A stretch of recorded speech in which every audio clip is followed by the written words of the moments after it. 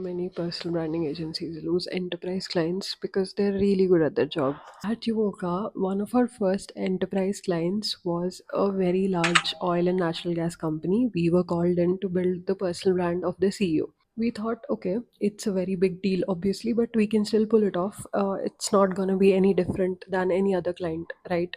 Because the core expertise, the core work remains the same. We were so wrong about that because very quickly we realized that it is not the same. We had to understand the organization's brand, their communication style, their policies, the different ways they want the messaging to be put out. We had to coordinate with a lot of internal teams.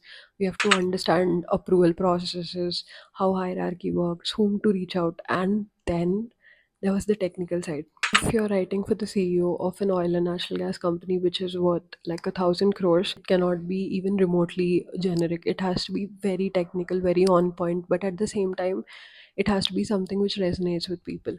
So we had to dive extremely deep into understanding the sector, into understanding production, CBM, a lot of these things. And I kid you not, there was a point where I was so sure that I could walk into any oil and gas company and I would definitely get a job. This is how much in depth we had to go. And I think that is where a lot of agencies underestimate enterprise clients because everyone wants enterprise clients, but not everyone is capable of handling them. And that's what I mean when I say a lot of personal branding agencies lose clients because they're good at it. They're good at the job, but they're not good at executing it for an enterprise client. What might work for a very lean startup would not work for 1,000 employee headcount company. Our first enterprise client taught us that understanding the organization, understanding hierarchies, and understanding all these things are just as important as understanding the brand, as understanding the CXO whom we are working with.